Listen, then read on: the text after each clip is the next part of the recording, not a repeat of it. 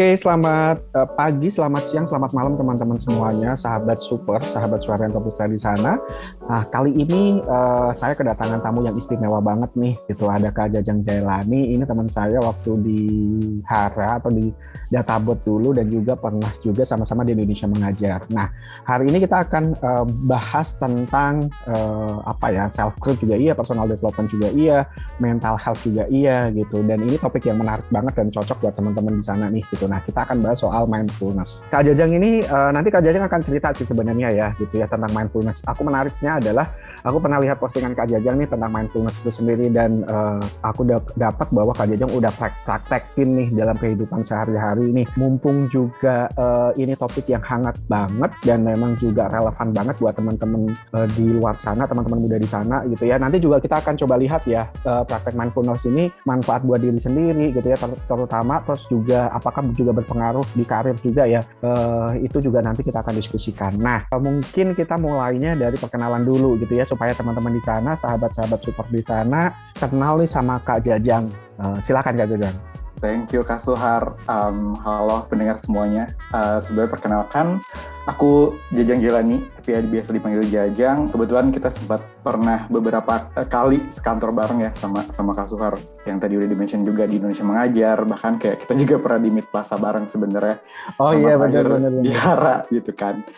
It's a pleasure for me Kak untuk kayak for having chat with you pada pagi ini ya, ngobrolin tentang mindfulness gitu. Sebenarnya sejujurnya aku juga bukan expertise di psychology atau enggak di mental health or specifically di mindfulness gitu. Cuman ya mungkin selama beberapa tahun ini aku cukup tertarik dengan si mindfulness ini dan coba untuk kayak meritualkan itulah dalam kehidupanku sehari-hari. Kebetulan aku sekarang ini sedang bekerja di salah satu startup juga, namanya Warung Pintar. Maksudnya sebagai bagian dari product development di product operations. Kak Jajang menarik. Jadi Kak Jajang ini anak startup juga ya gitu.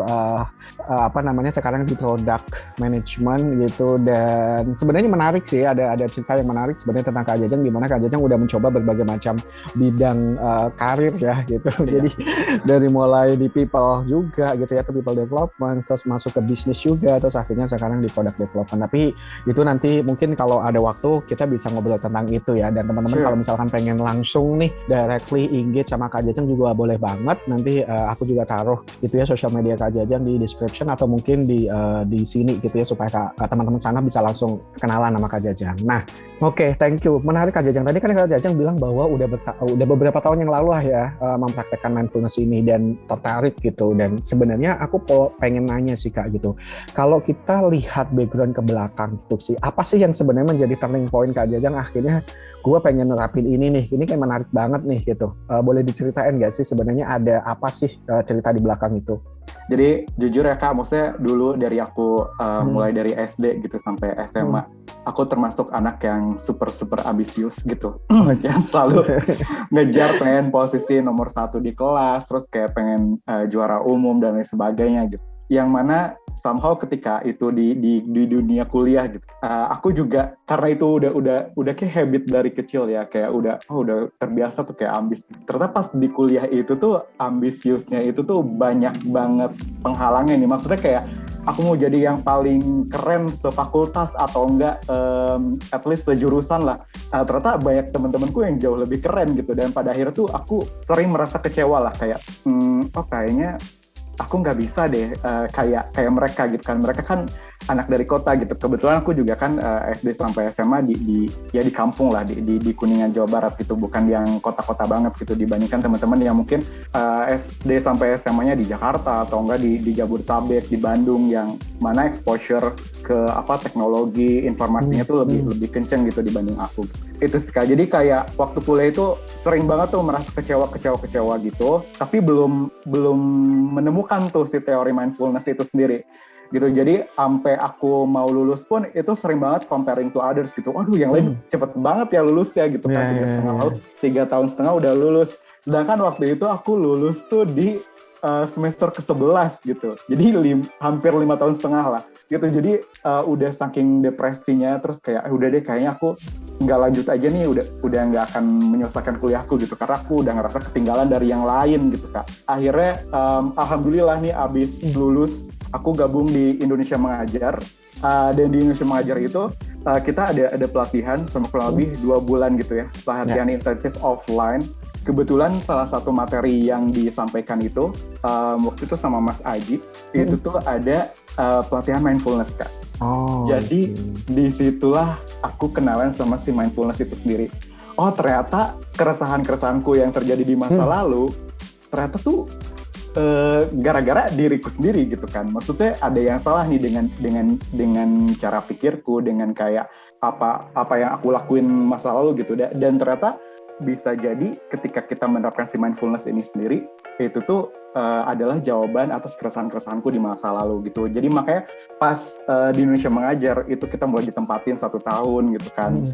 Yang mana ya kalau misalkan tetap comparing to others ya aku akan selalu ngerasa lebih ketinggalan gitu. Karena orang teman-temanku yang lain kerja di top company gitu-gitu, ada yang jadi PNS juga gitu, sedangkan aku memilih jalan yang berbeda gitu, jalan yang kayak mengabdi 1 tahun di pelosok terpencil, yang justru tuh jatuhnya tuh kayak mundur gitu ya, orang-orang semakin maju ke arah teknologi dan sebagainya, aku justru memilih tempat kerja yang justru kayak nggak ada sinyal, nggak ada listrik, jauh dari akses informasi dan teknologi gitu. Tapi karena udah nemuin si mindfulness itu sendiri, itu yang coba aku terapin tuh Kak selama 1 tahun di penempatan Indonesia Mengajar. Jadi kayak oke, stop comparing to others gitu kan. Aku coba menikmati dan enjoy the moment apa yang lagi terjadi di hidupku sekarang gitu. Itu sih turning point-nya. Oke, menarik banget. Nah, satu kata yang sering disebutkan Kak Jajang adalah comparing to others gitu ya. Jadi kayak kita punya ada standar yang kita compare dengan orang lain, sehingga kita merasa bahwa ketika kita nggak bisa memenuhi standar itu, kita merasa kayak underestimate gitu ya, atau mungkin kita punya keresahan lain gitu. Nah, sehingga dari tadi di Indonesia Mengajar ada pelatihan mindfulness, sehingga Kak Jajang jadi realize nih, ternyata bisa jadi keresahan dan comparing itu terjadi karena mungkin ada pola pikir yang mungkin perlu ditata kembali gitu ya, sehingga Kak Jajang waktu di daerah pelosok ya, memang kita kan memang nggak ada sinyal, nggak ada listrik gitu, dan memang kita mencoba untuk menikmati segala momen di sana, proses di sana. Kalau dulu bahasanya adalah kita jangan cuma hanya menjalani doang, tapi kalau bisa menyelami gitu ya, merasakan gitu ya, dari setiap detik demi detik apa yang kita lakukan, sehingga kita bisa belajar banyak. Menarik banget Kak. Aku juga waktu dulu di psikologi juga belajar ya, bahwa ketika kita compare to others, sebenarnya ada dua mata uang tuh, ada 2 sisi ya gitu. Di sisi lain memang kita ketika compare bisa menjadi motivasi, karena dia bisa begitu nih, kayaknya apa sih yang gue kurang gitu ya, supaya gue bisa mencapai itu gitu ya, atau mungkin gue bisa berprestasi kayak dia, dan apa yang gue harus lakukan nih gitu. Itu kan menjadikan kita motivasi ya. Tapi di sisi lain ya itu tadi, mungkin waduh dia bisa ya, kayaknya gue akhirnya kita menjadi demotivasi karena kita merasa bahwa kita mungkin under values gitu ya. Mungkin kita juga merasa diri kita waduh gue kok nggak bisa kayak dia ya gitu. Padahal nggak semuanya itu di-compare dengan itu gitu ya Kak. Sekarang mungkin teman-teman di sana udah kebayang nih gitu, oke, gitu, tentang mindfulness itu sendiri gitu ya, dengan cerita turning point-nya Kak Jajang dan tadi pengalaman Kak Jajang menerapkannya. Nah, boleh dikasih tahu nggak sih Kak Jajang sebenarnya mindfulness itu apa gitu ya? Mungkin dengan bahasa yang paling simpel kali ya gitu, karena memang kita juga bukan mau pakai teori-teori, tapi lebih ke praktikal aja gitu sebenarnya. Mindfulness itu apa sehingga teman-teman tuh oke, I know gitu ya. Jadi tadi kan aku sempat mention satu tadi ya, yang Kak Suhar juga sempat highlight gitu ya, comparing to others is one of part dari itu yang ngerusak diri kita gitu. Mindfulness itu bukan cuman sebenarnya kita nggak compare to others doang, tapi sebenarnya mindfulness itu sendiri adalah kalau yang aku tangkep ya Kak, dan aku pelajarin dan aku praktekin selama ini adalah mindfulness itu kayak sesimpel kayak be present at this moment, sama be focused on ourselves gitu. Jadi nggak cuman stop comparing to others, tapi juga kayak kadang kita dengan diri kita juga kan sering ribet ya. Kayak let's say, aku orangnya cukup planner gitu kan. Jadi yang kayak planningin banget, kayak nargetin banget tadi lagi ya. Balik lagi kayak aku tuh cukup ambis dari dulu gitu. Jadi masih ada sisa ambisnya. Ada sisi perfeksionisnya gitu ya. Betul. Jadi kayak tahun depan aku harus ngapain, 3 tahun lagi harus ngapain gitu. Itu suka aku lakuin gitu kan. Kayak mikir terlalu jauh atau enggak. Aku juga orang yang istilahnya tuh orang yang senang berefleksi gitu. Oh. Jadi kayak sering mengenang masa lalu, kayak terbawa suasana masa lalu gitu. Nah, ternyata mindfulness adalah kayak kita tuh jangan selalu kayak mikirin di depan terus, juga jangan kayak ketinggalan di masa lalu terus gitu. Yang pada akhirnya tuh kita tuh mau move on tapi jadi susah gitu Kak, karena kalau keinget, aduh dulu tuh aku kayak gini gitu kan, dulu enak ya gini gitu. Jadi pikiran kita tuh nggak ada pada saat ini, tapi pada masa depan dan pada masa lalu.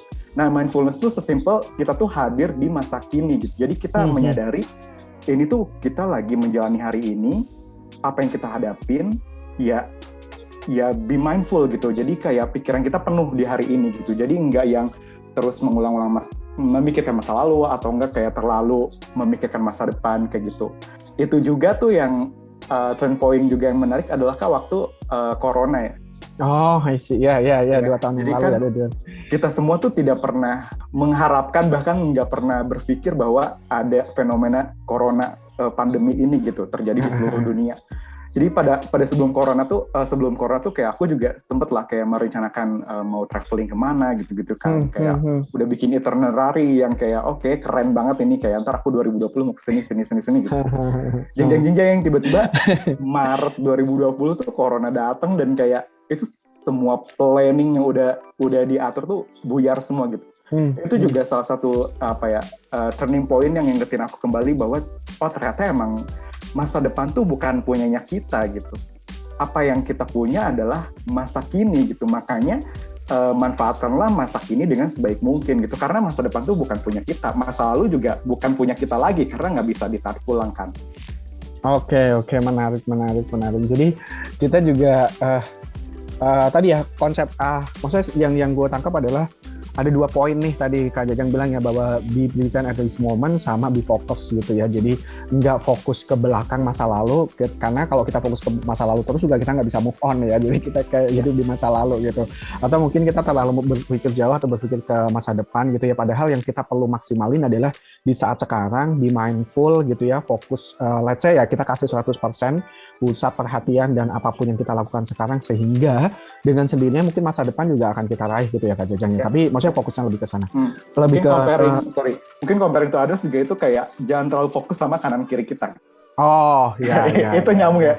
Belakang, depan, kanan, kiri gitu. Oke, belakang, depan, kanan, kiri, benar. Jadi kita fokus sekarang ya gitu. Sama sih kita lagi ngobrol juga kita fokus di ngobrol ini ya Kak ya gitu. Oke, menarik. Aku juga maksudnya dengan aku nggak mungkin waktu dulu juga nggak begitu tahu mindfulness itu apa ya, tapi yang sering aku bagikan ke teman-teman juga memang gini, ketika kita nggak 100% nih gitu ya, ketika kita nggak ngasih 100% dengan apa yang kita lakukan sekarang, sebenarnya itu kegagalan terbesar nih dalam hidup kita gitu. Karena kan kadang-kadang aku dulu tuh ngerasanya gini, ketika kita jadi mahasiswa ya udah kita ngasih 100% kita gitu, diri kita di sana gitu ya. Tapi kalau kita setengah-setengah ya akhirnya kita juga nggak bisa berhasil, kurang lebih gitu. Ternyata ada korelasinya nih dengan obrolan Kak Jajang tadi gitu ya. Be present at this moment, be focus, ya itu ibarat kata ya kita 100% ada hadir gitu ya. Gitu, nggak setengah-setengah. Menarik. Nah, Kak Jajang, tadi kan memang menariknya adalah dari turning point, dari hal yang memang udah Kak Jajang ceritain gitu, ditambah lagi nih Kak dengan pandemi kemarin gitu ya. Bukan karena pandemi juga sih sebenarnya, karena memang dunia sekarang kan dunia teknologi ya Kak ya. Dimana semua itu kayaknya kita bisa terhubung gitu ya satu sama lain. Kayaknya kita juga bisa tiap detik itu informasi yang masuk ke kita banyak banget gitu ya. Dan itu kan akhirnya juga salah satunya mempengaruhi gitu ya the way kita menjalani kehidupan lah gitu ya, termasuk sebenarnya bagaimana kita berpikir, bagaimana kita memandang sesuatu, terus activity kita jadi ngikutin dan seterusnya. Terlebih saat pandemi kita semuanya shifting serba online dan seterusnya. Nah, kalau Kak Jajang melihat nih gitu ya, seberapa penting sih mindfulness di kondisi sekarang gitu ya, dengan segala macam teknologi yang sekarang, dan anak-anak sekarang mungkin juga hidup dengan teknologi gitu. Menurut Kak Jajang boleh dielaborasi nggak sih Kak gitu? Mungkin mindfulness ini penting banget gitu ya, atau kayak gimana nih menurut Kak Jajang? Oke, good question. Menurut aku tuh mindfulness di kondisi saat ini apalagi ya, ketika exposure informasi segitu masifnya gitu. Aku sama teman-temanku sempat ngobrolin sih kayak sadar nggak sih kayaknya kita gampang banget ya sekarang tuh kena depresi atau enggak anxiety attack, atau mungkin kenapa sih sekarang ini booming banget isu mental issue kayak mental health gitu-gitu. Ya salah satu atau sekarang tuh bahasa anak muda tuh healing juga tuh yang lagi ngetren kan. Kayak kenapa sih orang-orang perlu healing gitu kan? Dulu kayaknya nggak se-booming itu deh gitu kan. Ya salah satu yang kemudian kita summarize adalah kayak oh iya, zaman dulu tuh exposure informasi tuh nggak semasif ini loh. Sekarang tuh kayak kita mau nyari apapun tuh ada gitu dan mudah banget gitu. Zaman dulu kayak misal aku baru nemu internet tuh pas SMA dan itu harus ke warnet gitu. Jadi kayak ada effort lah untuk dapetin informasi yang nggak gampang-gampang juga gitu. Kalau sekarang tuh kayak anak-anak gitu kan, usia remaja, ya remaja ke dewasa gitu yang mungkin masih agak belum stabil juga. Mereka tuh terpapar informasi yang sebegitu masifnya dan yang jadi kendalanya adalah filtering di dirinya tuh belum kuat.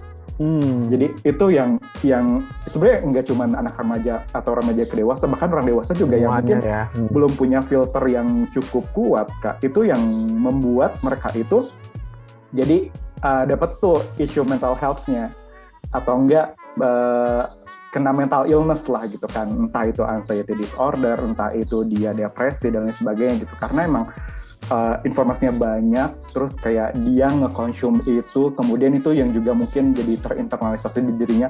Oh ternyata ada tren ini ya, aku pengen deh ngikutin itu, ternyata dia nggak bisa tuh. Jadinya ya udah kayak dia kecewa sama dirinya, terus bisa jadi hubungan dia dengan keluarganya juga tidak baik gitu, kayak anak mungkin minta duit tapi nggak dikasih orang tuanya dan sebagainya gitu.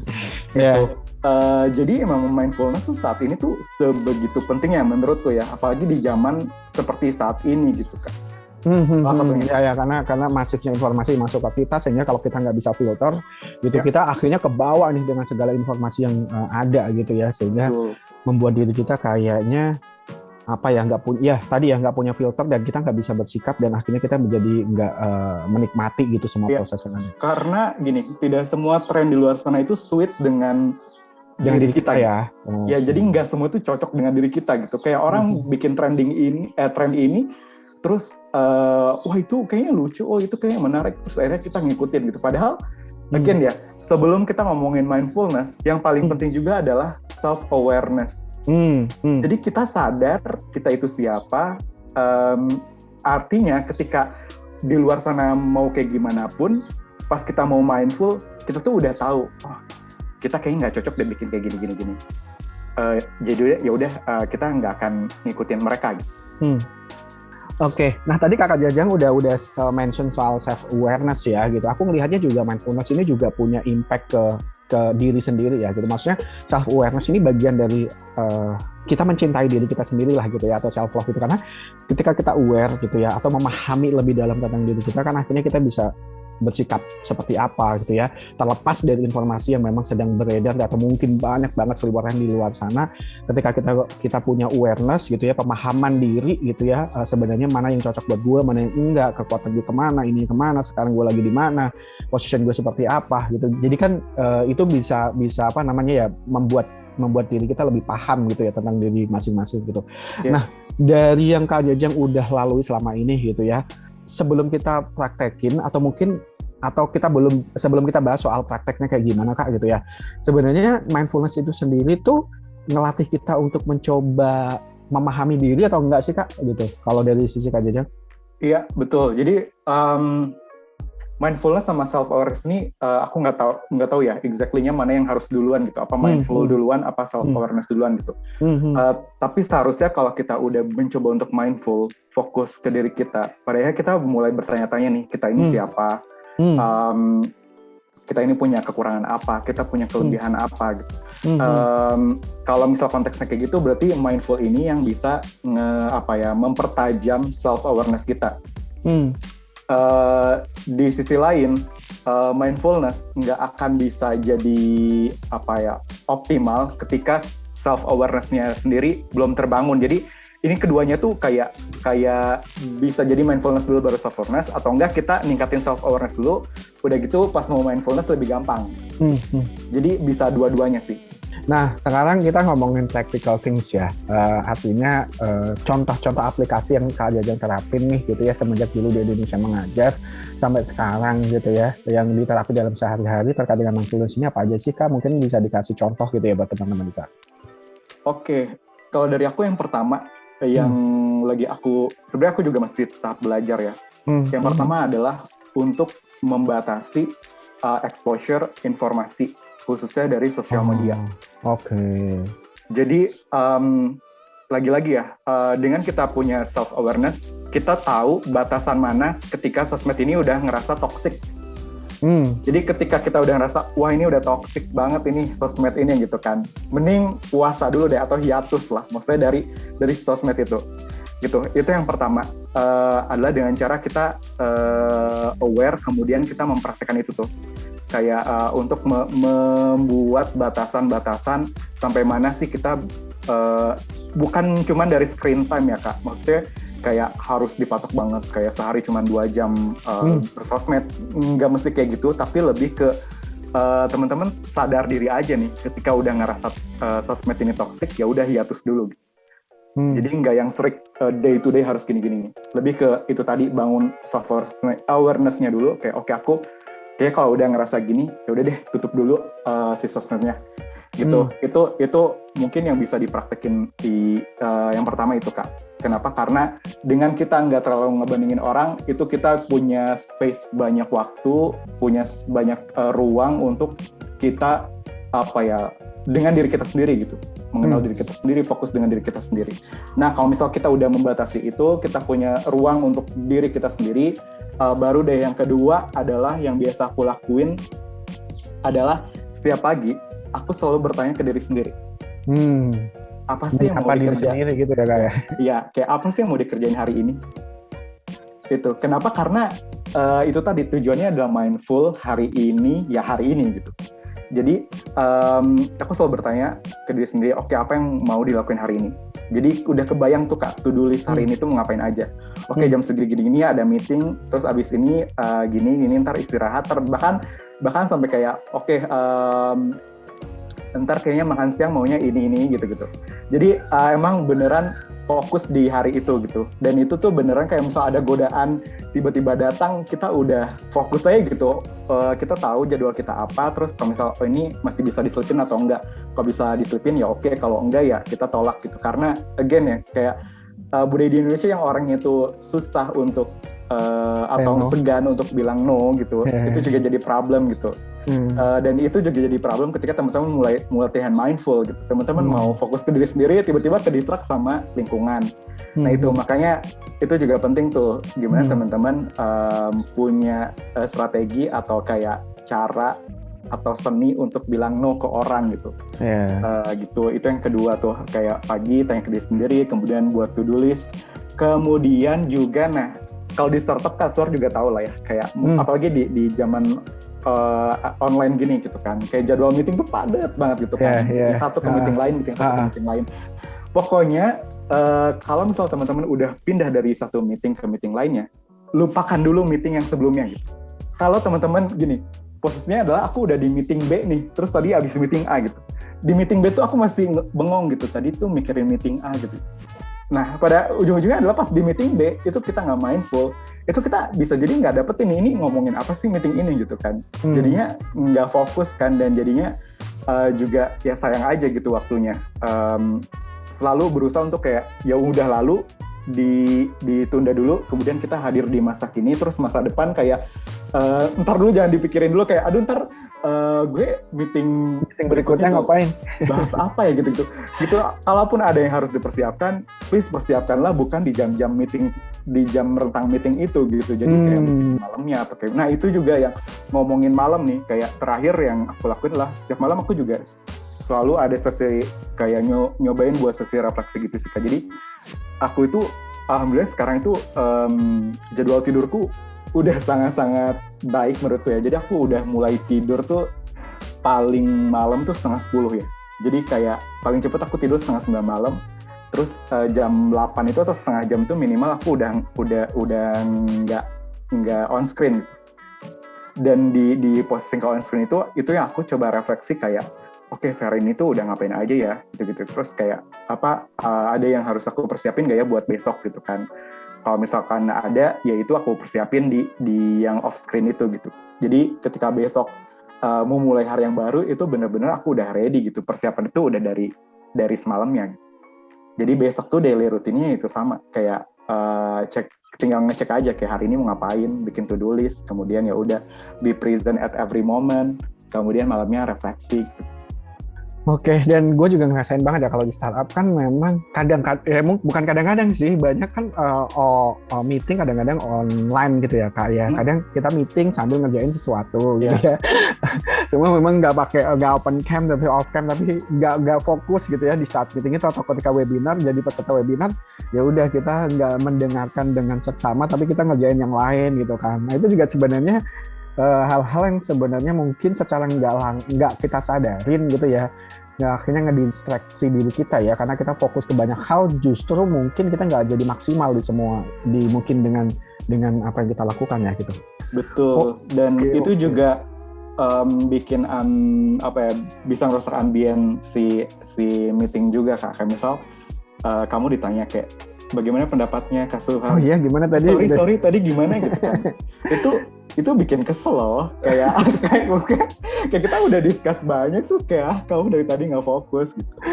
Yes, menarik banget. Kak Jajang tadi udah cerita banyak ya, mulai dari pertama kita remind lagi gitu ya, kita harus coba aware dan coba membatasi exposure di social media yang menurut kita misalkan kalau udah berlebihan ya kita perlu batasin gitu. Terus tadi dari pagi, setiap bangun pagi mulai bertanya atau mungkin bertanya ke diri sendiri, menyapa diri sendiri, kira-kira apa sih yang akan kita lakukan gitu, gimana kondisi kita saat ini gitu ya, bikin to-do list gitu. Terus be present di every moment kita jalanin gitu ya, jangan mikirin activity kita sebelumnya atau activity kita nantinya gitu. Terus ketika malam itu refleksi lagi gitu ya, ngelihat lagi sebenarnya apa yang udah dilakukan seharian ini, plus juga nge-planning yang ngelihat besok sebenarnya aktivitinya apa. Oke, nah ini bisa menjadi bekal buat teman-teman di sana nih. Ini dulu kalau di waktu kita di IM sering banget ya, kita suruh bikin jurnal refleksi betul, gitu ya. Betul. Tiap hari kita bikin jurnal refleksi sebelum tidur, dan tiap minggu, tiap bulan juga ya, tiap semester kadang-kadang. Dan aku juga nyadarin sih bahwa itu tuh salah satu journaling itu salah satu activity yang sebenarnya akhirnya membuat kita jadi lebih awareness yang tinggi dengan diri kita, dan kita bisa dapat sesuatu dari sana. Jadi kita bisa belajar dari sana juga, plus kita juga bisa memperbaiki kalau misalkan ada hal-hal yang memang kelewat gitu ya. Dibandingin kita nggak fokus dengan itu kan, ya udah mungkin kita nggak jalan aja ya, atau mungkin ngelakuin apa aja gitu. Bahasa gue adalah kita udah kayak terjebak dengan aktivitas gitu ya, terjebak dengan autopilot itu, sehingga kita nggak coba untuk tadi memaknai dari setiap proses itu gitu. Jadi kayaknya nggak ada maknanya, nggak ada meaningnya nih gitu, karena gue cuma hanya lewat aja gitu. Menarik Kak. Nah kalau kita korelasikan dengan kan banyak juga ya artikel-artikel yang bilang bahwa ternyata mindfulness itu juga impact-nya sangat impactful banget lah gitu ya, bisa mengurangi stres gitu ya, membuat kita jadi punya positive mental health gitu, positive mindset juga gitu, dan dengan segala hal yang kita lakukan sehingga kita juga menata ulang mindset yang ada dalam diri kita sehingga mempengaruhi apa yang kita lakukan sehari-hari. Nah bagi Kak Jajang sendiri nih gitu ya, setelah mempraktekkan itu gitu ya, which is sebenarnya udah beberapa tahun yang lalu gitu, udah lama sebenarnya kalau dari Indonesia mengajar ya Kak ya. Iya. Nah pengaruh apa sih yang paling besar dirasain nih gitu Kak Jajang gitu, baik itu dari sisi personal gitu ya atau di profesionalnya Kak Jajang? Oke, kalau dari sisi personal sih yang pasti aku merasa hidupku jauh-jauh lebih tenang, dan ketenangan itu yang sebenarnya yang mungkin waktu aku remaja menuju dewasa itu dicari-cari gitu, kayak ya everyone has kayak quarter life crisis mungkin, kayak kita pernah ya di masa-masa itu ya, kayak itu tuh biasa kejadian mungkin pas zaman antara kuliah atau enggak kayak di waktu abis baru lulus tuh biasanya sama ketemu life crisis kan, dan quarter life crisis itu. Dan jadi dengan mindfulness itu yang aku rasakan hidupku jauh lebih tenang ke kayak aku nggak ngerasa terburu-buru dengan masa depan, kemudian aku juga tidak apa ya, istilahnya nggak hanyut di masa lalu, yang kemudian aku kayak bawahnya itu bengong gitu, aduh masa lalu lebih indah lalala gitu, jadi itu enggak. Kemudian tenangnya juga dari tadi kayak nggak terlalu ke distract sama kanan kiri gitu, karena dari aku juga bisa mengontrol itu tadi kayak influence dari lingkungan di sekitar gitu. Itu yang membuat aku merasa hidupnya lebih tenang. Yang kedua juga aku lebih lebih bisa menikmatin hidup. Ya ini agak klise ya, cuman ya aku merasa bahwa ternyata setiap hari itu tidak pernah sama ya. Mungkin orang-orang yang belum mindful tuh merasa bahwa Senin, Selasa, Rabu, Kamis, Jumat adalah hari yang sama. Karena dia bekerja, melakukan rutinitas, padahal kalau kita coba selami gitu, ngelihat lebih dalam lagi, ternyata hari Senin, Selasa, Rabu, Kamis, Jumat tuh berbeda. Kita bisa jadi ketemu orang berbeda, kita bisa jadi mendengar cerita-cerita yang berbeda, dan itu sesuatu yang praktek mindful yang sebenarnya udah result tuh kelihatan gitu. Kita udah bisa menyadari bahwa kita hari ini dan hari kemarin tuh beda banget ya gitu. Kemarin tuh aku dapat ceritanya ini, sekarang itu dapat ceritanya ini gitu. Itu yang aku rasain juga gitu, kayak aku bisa menikmatin di setiap harinya. Dengan tadi indikatornya apa sih menikmatin itu, ya aku bisa sadar gitu kalau misalkan setiap harinya itu berbeda. Bahkan kalau dirinciin lagi per jam pun tuh beda-beda gitu kan.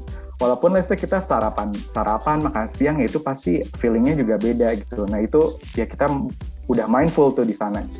Itu kalau dari sisi personal life. Kalau dari sisi profesional juga yang aku rasain itu tadi, kayak di setiap meeting kalau kita mindful tuh kita nggak perlu nge-repeat pertanyaan orang gitu. Jadi ketika kita disuruh open mic buat bertanya atau ngasih pendapat, itu kita udah ready aja.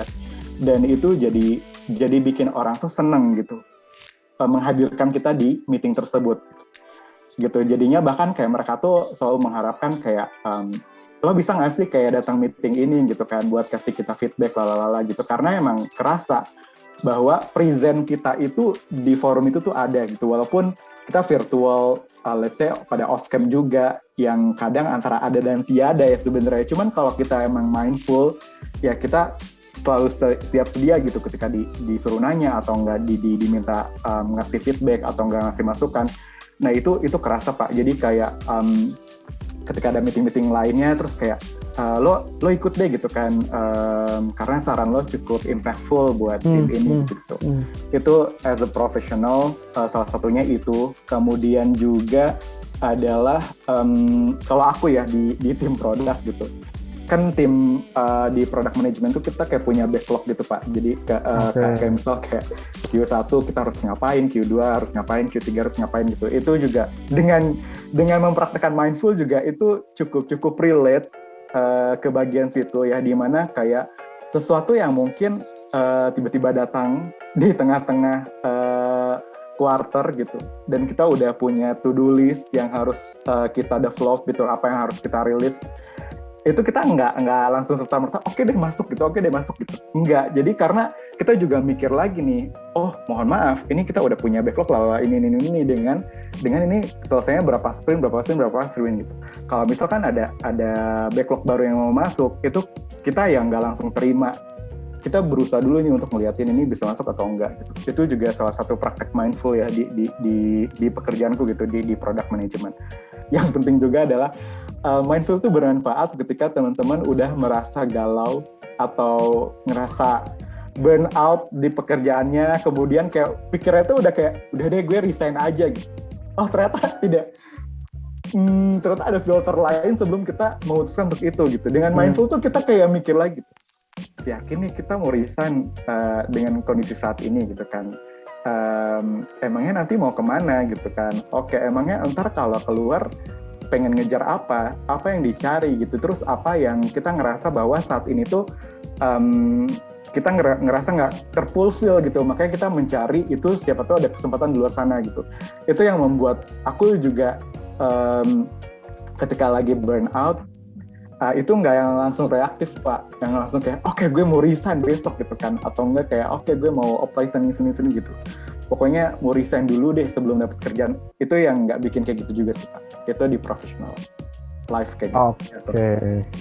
Oke, jadi banyak ya teman-teman ternyata manfaatnya buat personal maupun profesional. Tadi Kak Jajeng udah jelasin gitu. Dan kalau personal mungkin kalau ditarik sebenarnya hotel jauh lebih tenang, nggak coba lihat depan sampai belakang kanan kiri gitu ya, nggak terdistract dan menikmati hidup gitu ya, menyadari bahwa hidup itu ternyata setiap detiknya, setiap jamnya berbeda-beda, setiap harinya berbeda-beda. Jadi kita mungkin jadi lebih menjadi pribadi yang mungkin ya menikmati itu kan bahasanya adalah juga bersyukur ya kayaknya. Iya, Jadi menikmati atau bersyukur dari setiap hal yang mungkin kita miliki, kita punya, kita lakukan apapun itu. Nah dari sisi profesional menarik banget tadi ya.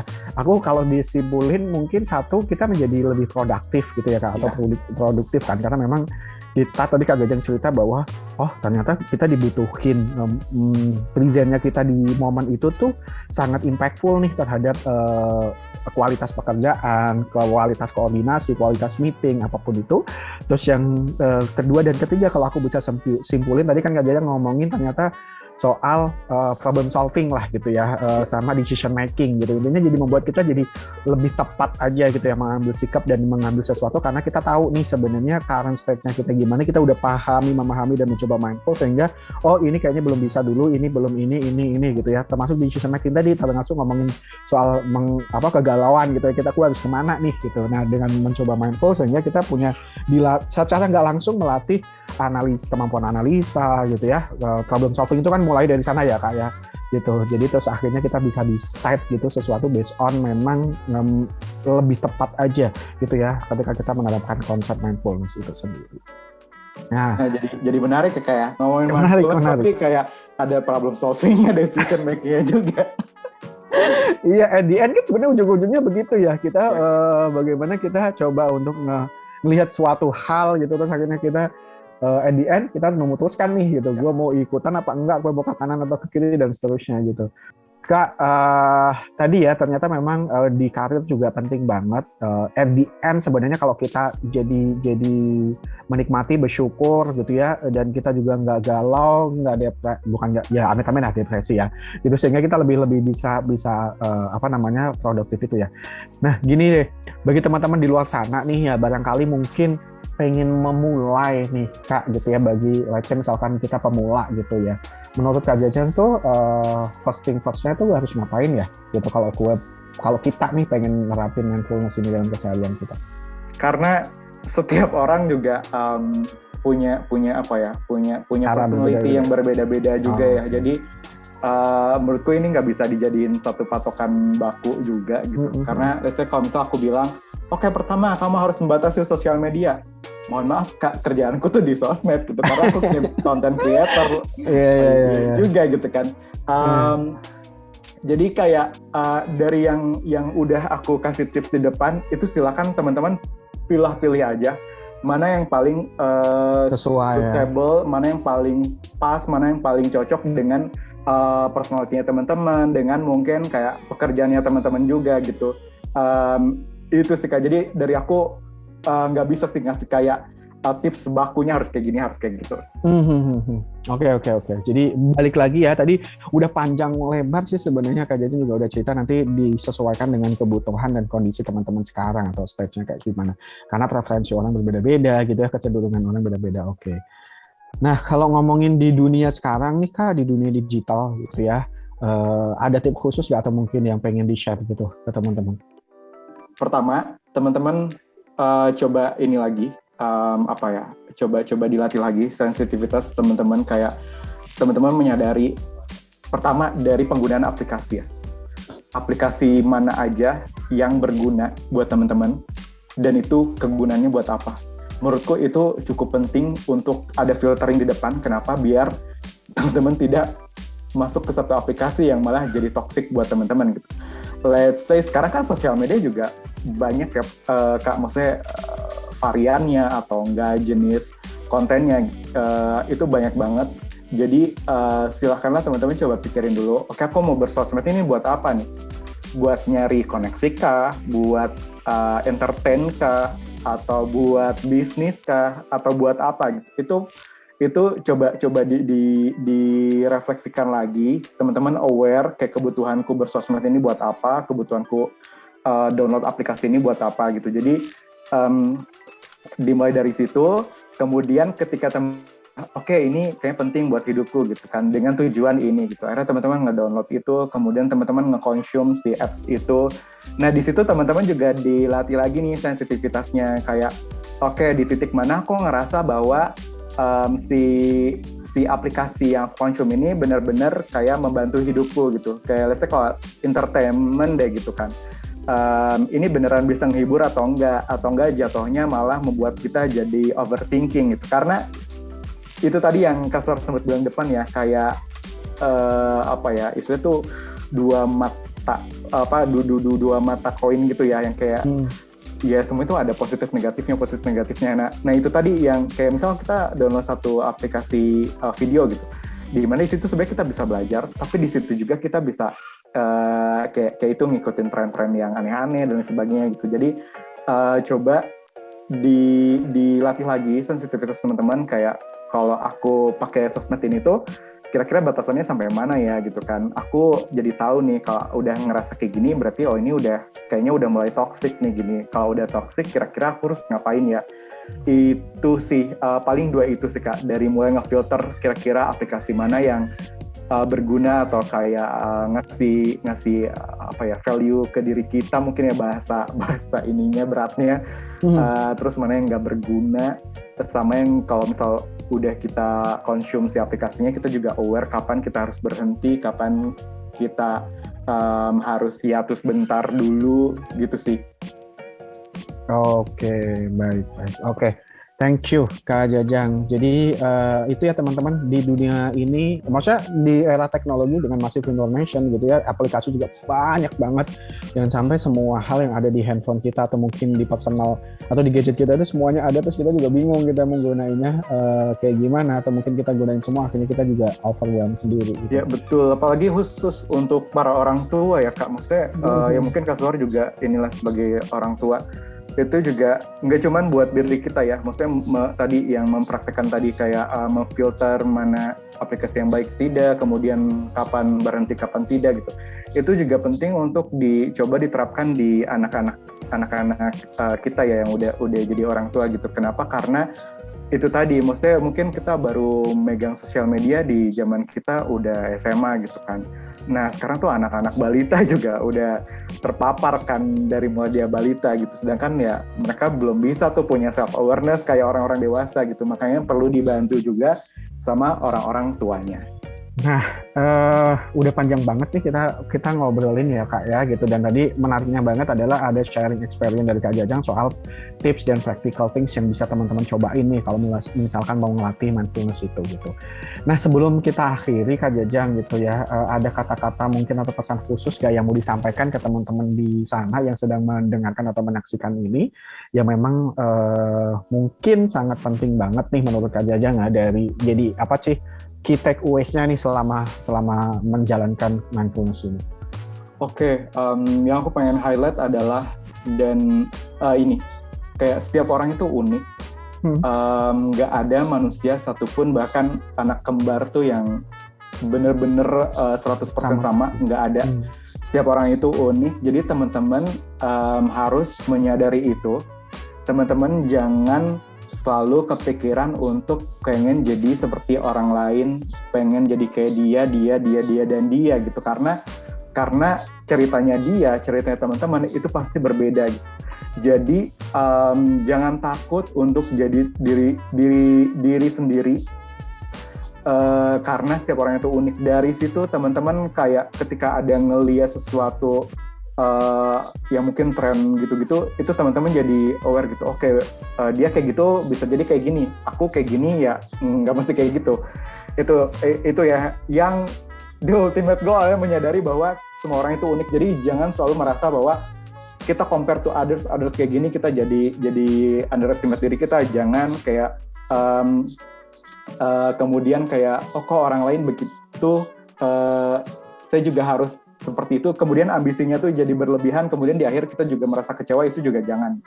gitu, karena itu tadi setiap orang tuh punya jalan ceritanya masing-masing. Jadi please fokus ke diri teman-teman, dan itu tadi ya, self love itu penting ya teman-teman. Jadi cintai diri teman-teman.